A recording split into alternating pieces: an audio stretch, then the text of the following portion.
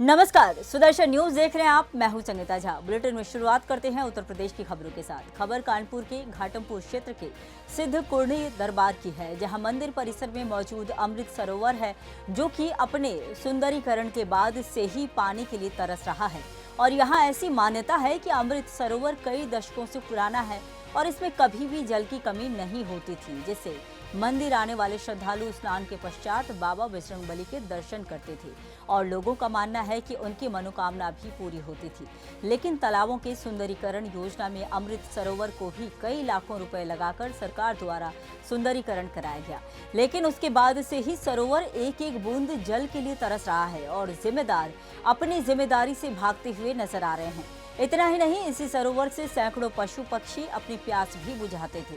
आपको बता दें कि मंदिर परिसर के सेवादारों द्वारा तथा दर्शनार्थियों के द्वारा सरोवर में जल के लिए प्रधान सचिव, विधायक और सांसदों तक गुहार लगाई गई, लेकिन पूरा साल गुजर जाने के बाद भी एक बूंद भी जल सरोवर को नहीं मिल पाया, जिससे दर्शनार्थियों के अलावा जो पशु पक्षी हैं अपनी प्यास बुझाते थे, वे भी प्यास से तड़पते हुए यहाँ वहाँ भटक रहे हैं।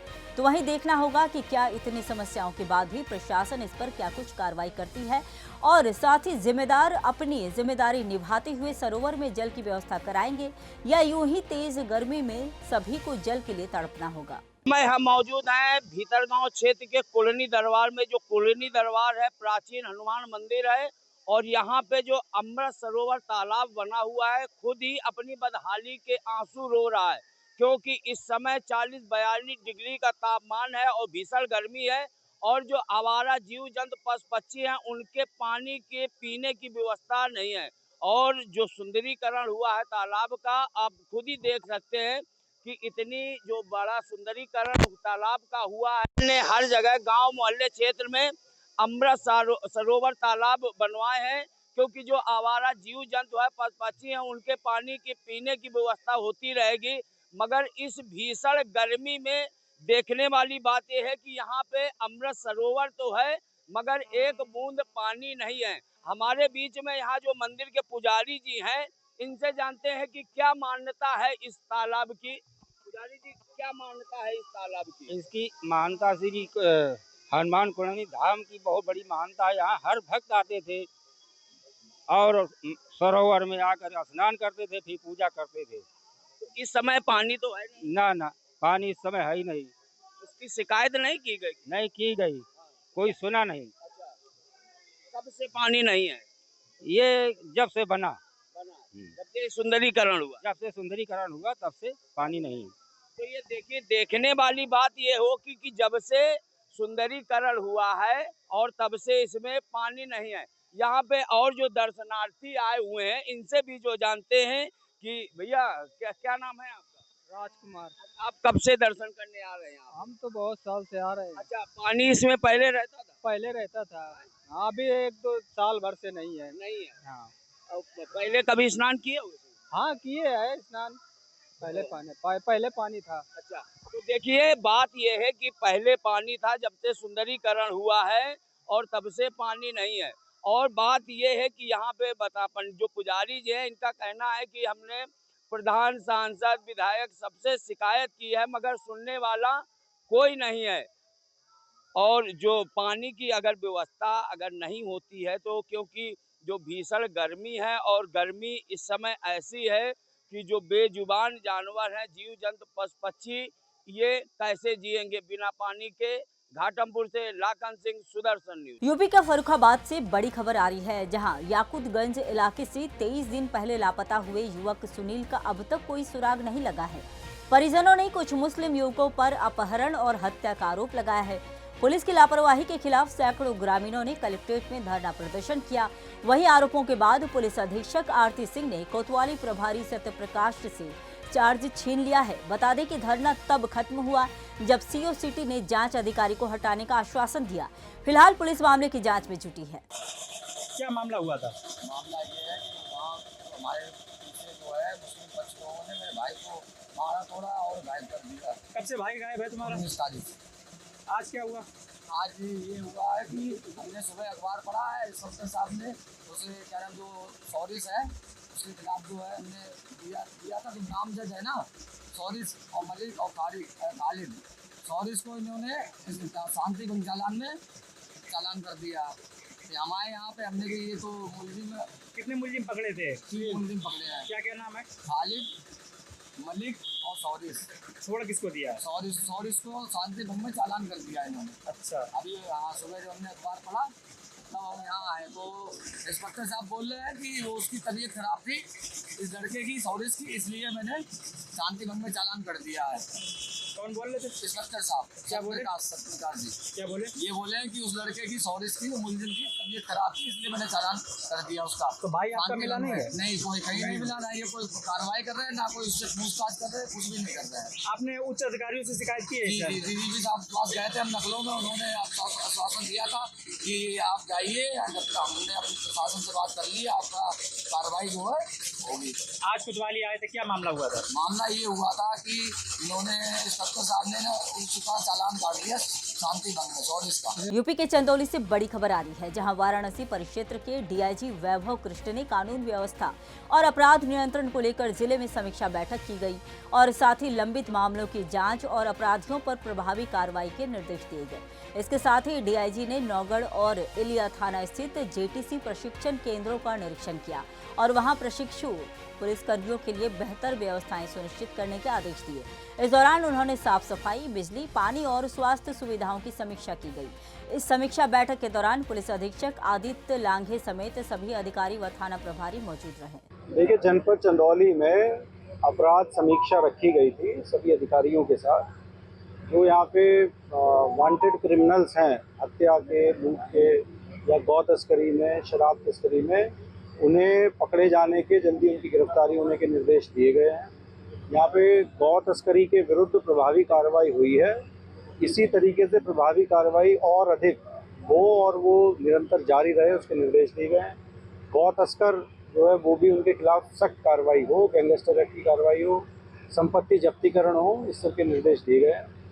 आगामी अभी जून में ही जेटीसी की ट्रेनिंग भी जनपद में होनी है, उससे संबंधित भी व्यवस्थाओं को देखा गया और उसके रखरखाव, वहाँ के मूलभूत जो सुविधाएं हैं उन्हें अच्छा करने के भी निर्देश दिए गए। सर, चंदौली बॉर्डर का इलाका, हालांकि बहुत बार ऐसा हो रहा है, शराब तस्करों के खिलाफ कार्रवाई और प्रभावी करने की जरूरत है, क्या निर्देश? देखिए, कार्रवाई जो है वो जारी है। यहाँ पे पुलिस अधीक्षक चंदौली द्वारा बहुत अच्छी कार्रवाई गौ तस्करों के विरुद्ध की गई है, शराब तस्करों के विरुद्ध भी कार्रवाई की गई है।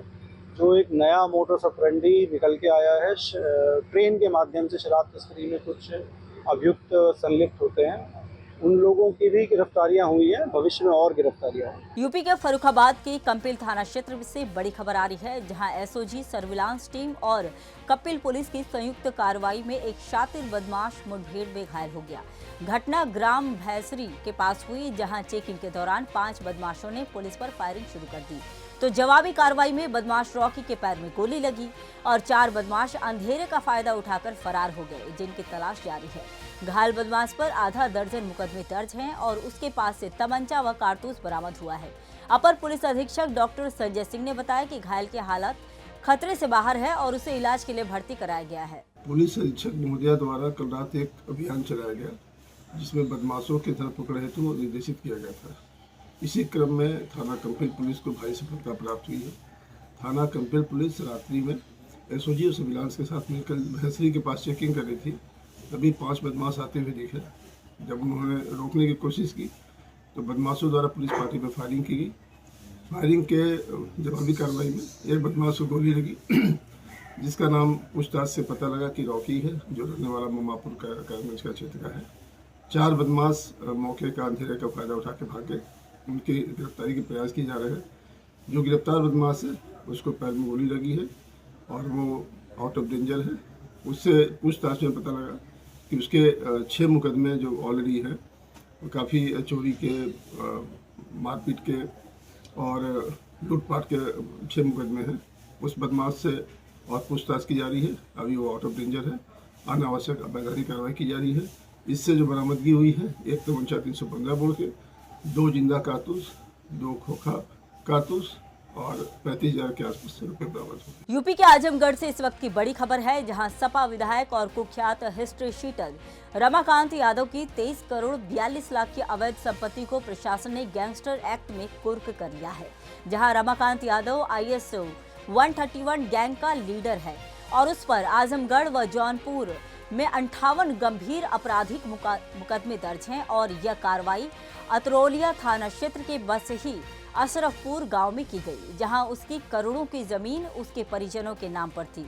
SSP हेमराज मीणा ने बताया कि रमाकांत ने ये संपत्तियां अवैध शराब, लूट और अपहरण जैसे अपराधों की कमाई से खरीदी थी। फिलहाल बता दें कि रमाकांत फतेहगढ़ जेल में बंद है और प्रशासन की ओर से आगे भी कार्रवाई जारी है। जनपद आजमगढ़ में जिलाधिकारी आजमगढ़ के दिनांक 11/6/2025 के आदेश के तहत जनपद के जो माफिया हिस्ट्री सीटर संख्या 30/30A और IS गैंग 133 के गैंग लीडर रमाकांत यादव के द्वारा अपराध से अर्जित संपत्ति का आज कुर्की की कार्रवाई की गई है। आपको जानकारी के लिए बता दें, 21/2/2022 को जनपद में एक बड़ी अपने शराब पीने की वजह से एक बड़ी दुर्घटना हुई थी, जिसमें 7 लोगों की मृत्यु हुई थी और उसमें करीब 5 लोगों के विरुद्ध मुकदमा पंजीकृत किया गया था। और उसके बाद में उसी मुकदमे पे 2022 में ही गैंगस्टर एक्ट का मुकदमा भी पंजीकृत किया गया था, जिसमें रमाकांत यादव और उसके अन्य 12 साथियों के ऊपर गैंगस्टर एक्ट की कार्रवाई की गई थी।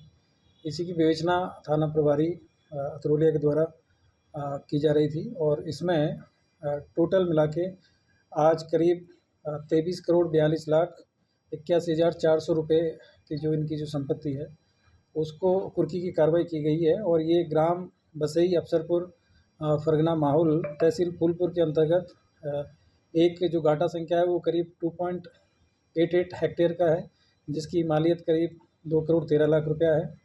दूसरा जो गाटा संख्या है वो करीब 0.049 हेक्टेयर है और इसकी जो मालियत है करीब 2,59,059 रुपये है। और तीसरा जो घाटा है वो करीब 3.44 हेक्टेयर के आसपास में है और इसकी जो मालियत है वो करीब 2 करोड़ 54 लाख रुपये है। एक और घाटा संख्या है जो कि 2.94 है, इसकी जो हेक्टेयर है इसकी जो मालियत है वो करीब 2 करोड़ 17 लाख रुपया है। और एक घाटा संख्या है करीब 3.47 जो कॉमर्शियल भूमि है और इसकी जो मालियत है वो करीब 16 करोड़ रुपए के आसपास में है।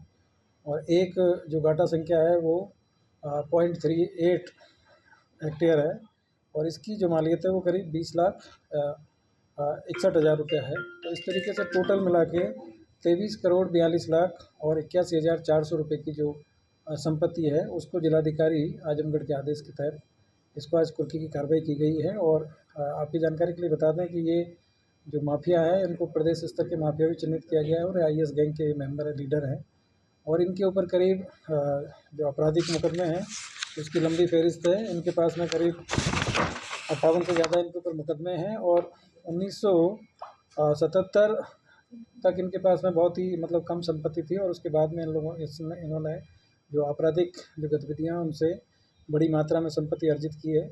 और इनके ऊपर न केवल लूट के, हत्या के और तमाम इस तरह के मुकदमे हैं और जो अपने से शराब बनाने के और इस तरह के जो मामले हैं वो भी इनके ऊपर पंजीकृत है। तो एक प्रदेश स्तर के माफिया हैं और इस पर आदरणीय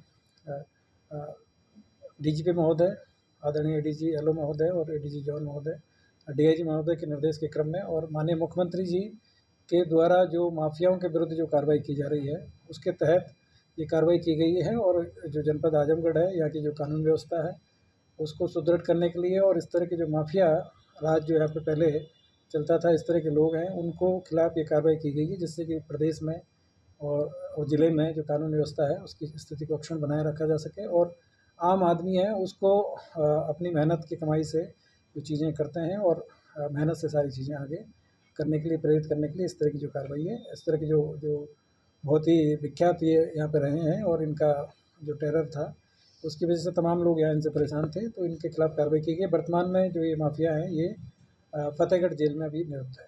जिस तरह से सर कार्रवाई हुई, इतनी बड़े लेवल पे कार्रवाई हुई, इसका रखरखाव या इस पे किस तरह की निगरानी रहेगी भविष्य? देखिए इनकी जो प्रॉपर्टी है उसको आज वहाँ पे मौके पे जाके और पूरी उसके साथ में जो कानूनी प्रक्रिया है उसके साथ में इनको किया गया है और संबंधित मजिस्ट्रेट है उनको इनका जो रखरखाव के लिए उनको जिलाधिकारी महोदय के द्वारा नियुक्त किया गया है। पुलिस जो लोकल पुलिस है थाने की जो वो इनकी जो रखवाली करेगी और कोई भी इस तरह की चीज़ होती है तो उसकी निगरानी पुलिस के द्वारा इसमें लगातार की जाएगी। आगे भी कुछ उनके ऊपर कार्रवाई का चल रहा है। अभी और भी इनकी कुछ संपत्तियां हैं जिनको कि चिन्हित किया गया है, उनमें भी इसमें कार्रवाई की जाएगी। यूपी के फर्रुखाबाद से बड़ी खबर है, जहां निजी नर्सिंग होम संचालकों की लापरवाही नवजात बच्चों की जान पर भारी पड़ सकती है। बता दें कि एक निजी नर्सिंग होम में तीसरी मंजिल पर अवैध रूप से NICU वार्ड संचालित किया जा रहा है, जिसको लेकर अपर मुख्य चिकित्सा अधिकारी रंजन गौतम ने स्पष्ट किया है कि ऐसी व्यवस्था पूरी तरह से गैर कानूनी है और संबंधित नर्सिंग होम का नवीनीकरण नहीं किया जाएगा। और बताया गया कि आग लगने जैसी घटना में तीसरी मंजिल पर मौजूद नवजातों की जान को गंभीर खतरा हो सकता है। इसके अलावा सरकारी अस्पताल में संविदा पर तैनात डॉक्टर अपनी डिग्री किसी निजी नर्सिंग होम में नहीं लगा सकेंगे। साथ ही कहा कि स्वास्थ्य विभाग केवल उन्हीं नर्सिंग होम का नवीनीकरण करेगा जो विभागीय मानकों को पूरा करेंगे। प्रक्रिया चल रही है, इसमें क्या क्या नियम है, किस तरह से नवीनीकरण किया जा रहा है, कितने साल का हो रहा है? देखिए, नवीनीकरण प्रक्रिया इस बार थोड़ी सी संशोधित हुई है। इसमें जो दिल्ली से clinical establishment section office of the director general medical and health Delhi ने स्टेट को जो इंस्ट्रक्शंस दिए हैं वेबसाइट पर, उसके अकॉर्डिंग नवीनीकरण 5 वर्ष के लिए किया जा रहा है उन अस्पतालों का जिनके बेड 50 से कम है। दूसरी चीज़, उन्होंने इसमें कुछ रिलैक्सेशंस भी दिए हैं। यद्यपि एट द टाइम ऑफ पंजीकरण ये सुनिश्चित होना चाहिए कि जो डॉक्टर बैठ रहा है वो यहाँ आके पर्सनली फ़ोटोग्राफ अपनी वेरीफाई कराए, जो फुल टाइम डॉक्टर। नंबर 2, कोई भी ऐसा डॉक्टर जो गवर्नमेंट फैसिलिटी में संविदा या कॉन्ट्रेक्चुअल पर काम कर रहा है वो इंटाइटल्ड नहीं है, क्योंकि वहाँ ऑलरेडी वो फुल टाइम सेवा दे रहा है, तो यहाँ कैसे दे पाएगा। नंबर 3, इलेक्ट्रिकल सेफ्टी और फायर के विषय में ये निर्देश प्राप्त हुए हैं कि जो हॉस्पिटल 15 मीटर से नीचे है, मैं हॉस्पिटल की बात कर रहा हूँ, बहुत से लोग कंफ्यूज हो जाते हैं हॉस्पिटल प्लस हाउस। जो हॉस्पिटल 15 मीटर की प्रीमिसेस से नीचे है उसमें फायर एक्सटिंग्विशर सिस्टम या अन्य ऐसी कोई चीज़ें लग जाएंगी जिससे उसका पंजीकरण किया जा सके।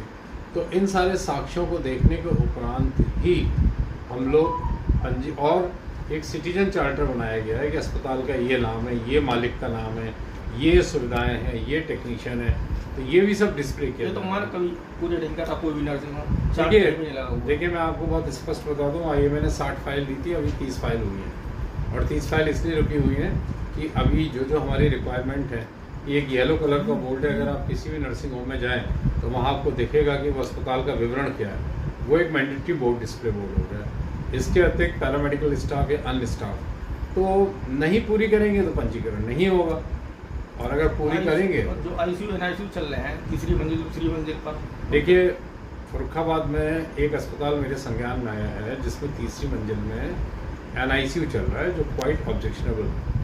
मैंने लास्ट टाइम भी उनसे कहा था या तो आप इसकी डायरेक्ट स्टेयरकेस नीचे बना दीजिए उसी जगह से, अगर संभव नहीं हो पा रहा है। वैसे तो देखिए तीसरी मंजिल को होना ही नहीं चाहिए, क्योंकि ICU नवजात है और उसका इवैक्यूएशन फास्टर होना चाहिए, और ICU में हमेशा 2 या 3 एग्जिट डोर भी होने चाहिए।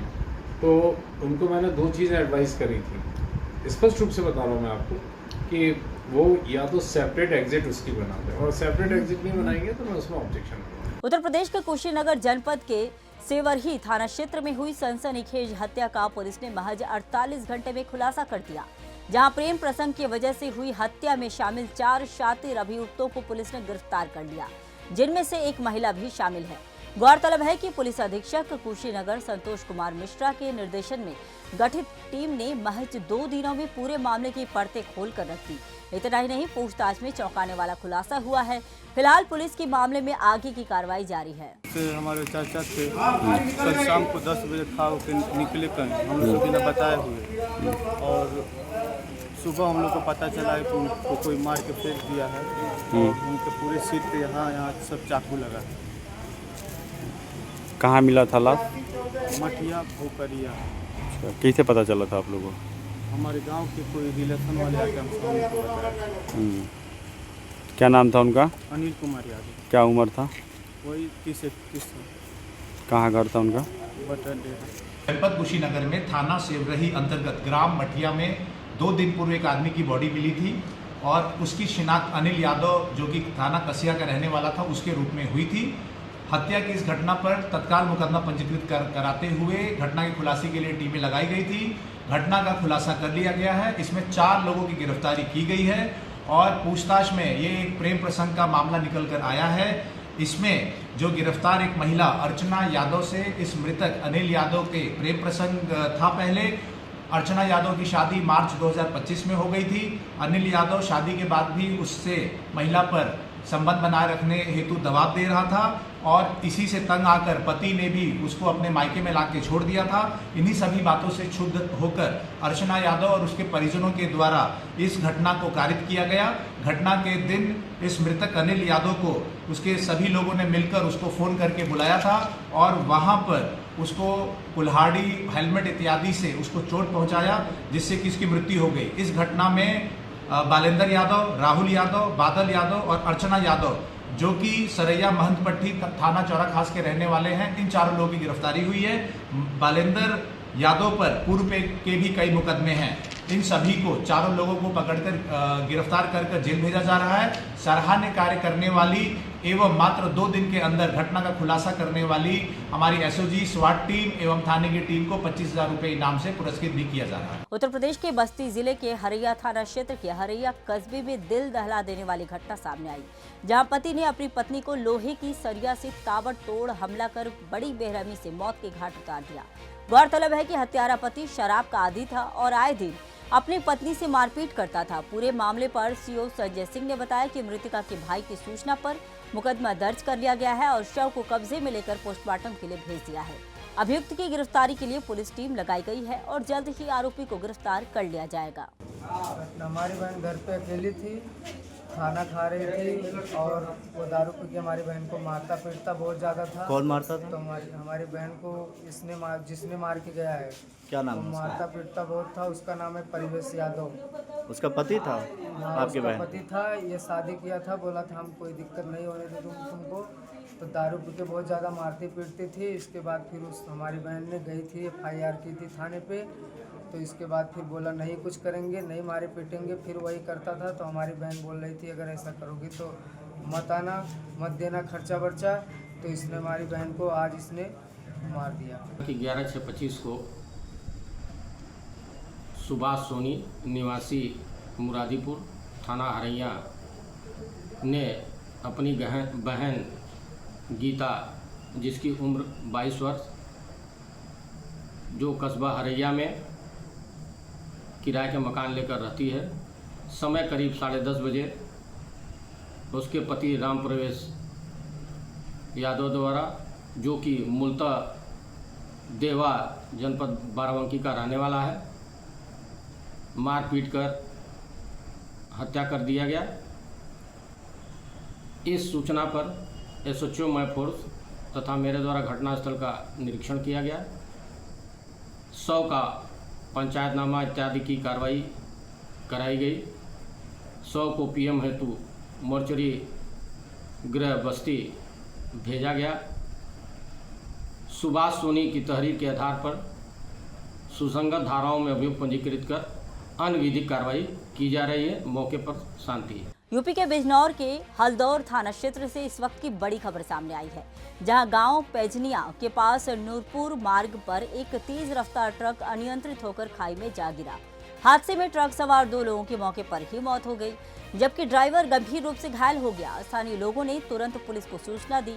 पुलिस ने शवों को कब्जे में लेकर पोस्टमार्टम के लिए भेज दिया है और घायल चालक को जिला अस्पताल में भर्ती कराया गया है। फिलहाल मृतकों की पहचान की जा रही है और हादसे की जांच जारी है। ये थाना हल्दौर क्षेत्र के पैजनिया के पास की घटना है। एक ट्रक है जो पंजाब नंबर का है, नूरपुर की तरफ से आ रहा था। अचानक ये अनियंत्रित हुआ और सड़क के किनारे की खाई में गिरा। इसमें 3 लोग सवार थे, तीनों इसके नीचे दब गए। पुलिस ने इसमें तत्परता से कार्रवाई करते हुए हाइड्रा मंगवाकर और आसपास के ग्रामीणों के सहयोग से तीनों को निकाला है और उपचार हेतु जिला अस्पताल भेजा गया है और वहाँ पर बेहतर से बेहतर उपचार की व्यवस्था की गई है। इनके सामान की तलाशी लेने पे जो ड्राइविंग लाइसेंस और आधार कार्ड मिले हैं उसमें ये लोग तरन तारण के रहने वाले हैं। गांव इनका खेला है से नंबर जानने का प्रयास करके अब इनके परिवारजनों को सूचना दी जा रही है और इस संबंध में आवश्यक वैधानिक कार्रवाई कराई जाएगी। खबर मध्य प्रदेश के दसई से है, जहां राजस्थान के पथमेड़ा से निकली गौ क्रांति यात्रा दसई पहुंची। बता दें कि हमारे देश में गौ माता को माता माना जाता है।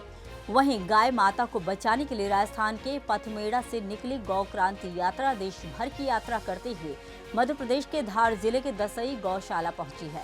इस मौके पर गौ क्रांतिकारी संत गोपाल स्वामी गौ शरणानंद महाराज ने गौ माता के महत्व पर प्रकाश डाला और कहा कि यह यात्रा आध्यात्मिक, सांस्कृतिक और सामाजिक जागरण का माध्यम है। इसका मुख्य उद्देश्य गौ संरक्षण और गौ सेवा का संदेश जन जन तक पहुंचाना है।